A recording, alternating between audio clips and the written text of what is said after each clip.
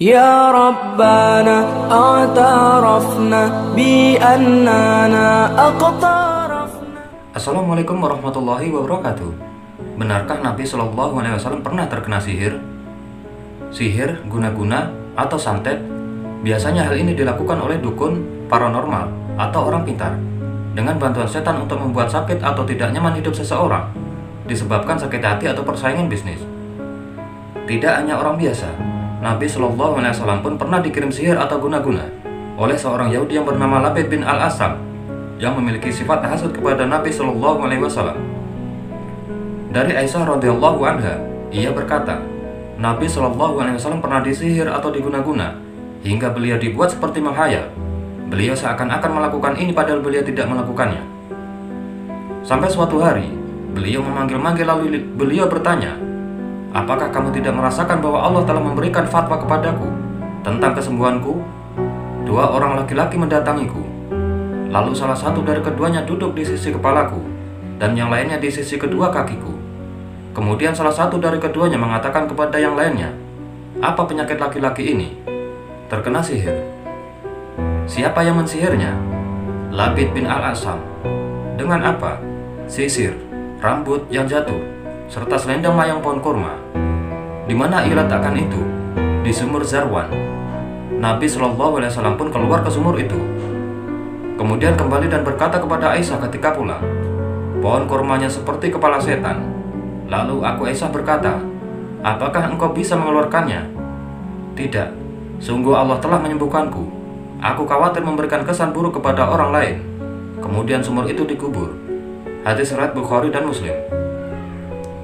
Syekh Wahbah Al-Zuhaili di dalam tafsirnya menjelaskan bahwa kisah penyihiran Labid bin Al-Asam erat kaitannya dengan sebab turunnya surah Mu'awwizatain, yakni surah An-Nas dan Al-Falaq, di mana Nabi Shallallahu Alaihi Wasallam disihir dengan menggunakan rontokan-rontokan rambut Nabi Shallallahu Alaihi Wasallam yang diikat menjadi 11 ikatan. Lalu turunlah dua surah Mu'awwizatain. Setiap Nabi Shallallahu Alaihi Wasallam membaca satu ayat, lepaslah satu ikatan. Begitu seterusnya. Karena jumlah surah Al-Falaq 5 ditambah surah An-Nas 6, maka menjadi 11 sesuai dengan 11 ikatan yang dibuat oleh Labid agar Nabi Shallallahu Alaihi Wasallam sesat. Dan Nabi Shallallahu Alaihi Wasallam pun pulih kembali. Oleh karena itu, di dalam kitab tafsir Al-Jalalain, ketika menafsirkan Quran surat Al-Falaq ayat 4 dan 5 sebagai berikut, wa min syarrin nafasati fil uqad, dan dari kejahatan perempuan-perempuan penyihir yang meniup pada buhul-buhul talinya, dan dari kejahatan perempuan-perempuan yang meniup, yakni perempuan-perempuan penyihir yang meniup pada tali-tali yang diikatkan di dalam sebuah jarum yang ditiupkan di dalamnya dengan sesuatu yang dikatakan tanpa ludah. Imam Semasyari berkata, besertanya seperti anak-anak perempuan Labid yang telah disebutkan. Wa min syarri hasidin idza hasad, dan dari kejahatan orang yang dengki apabila dia dengki. Imam Suyuti menjelaskan bahwa hasud yang nyata dan dilaksanakan seperti Labid itu dari bangsa Yahudi yang hasud kepada Nabi Shallallahu Alaihi Wasallam, dan disebutkan 3 kejahatan yang lengkap setelahnya sebagai penjelas kejahatan makhluk yang diciptakan karena sangat jahatnya apa yang dilakukan.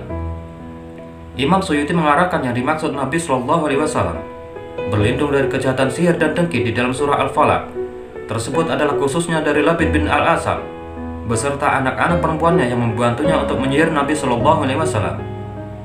Oleh karena itu, 2 surah tersebut Al-Falaq dan An-Nas bisa dibaca untuk mengusir sihir dan guna-guna, di mana isi dari 2 surah tentang permintaan perlindungan dengan Allah Subhanahu wa Ta'ala dari seburuk-buruknya kejahatan baik dari jin dan manusia. Demikian riwayat sahih tentang Nabi Shallallahu Alaihi Wasallam yang pernah disihir atau diguna-guna oleh orang lain, yakni Labid bin Al-Asam dari kalangan Yahudi, di mana beliau diberitahu langsung oleh Allah Subhanahu wa Ta'ala melalui 2 malaikat yang menyerupai laki-laki tentang penyebab sakitnya yang tak wajar yang ternyata adalah sihir. Wallahu a'lam bishawab. Wassalamualaikum warahmatullahi wabarakatuh.